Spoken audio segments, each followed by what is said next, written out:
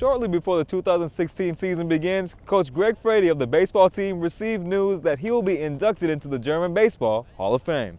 Coach Frady's induction ceremony will take place on July 31st at the 2016 Bundesliga All-Star Game in Bad Homburg, Germany. After joining the team in 2004, Frady led the German baseball team all the way to 4th place in the European Championship, which was their best finish in decades.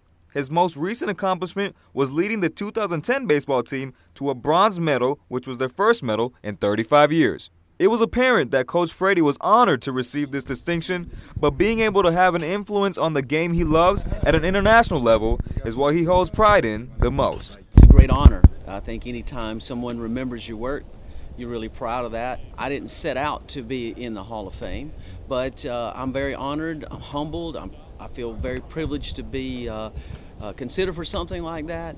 And on top of that, internationally, reaching so many people, I've considered myself a baseball ambassador through the years, sharing the game that I love with others. Again, that intent wasn't to be recognized, but I'm glad that people like what we did and will remember that. One would think that Coach would be bringing back an abundance of baseball knowledge to his team at Georgia State. But in reality, it was the basic things that we hold close as humans on a day-to-day basis. Well, you know, a lot of what I learned wasn't really about baseball.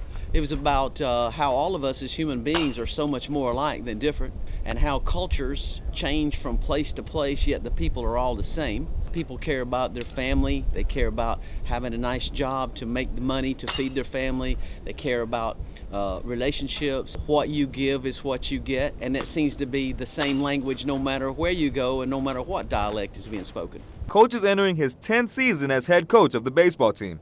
GSU has been ranked to finish 6th in the Sun Belt preseason rankings.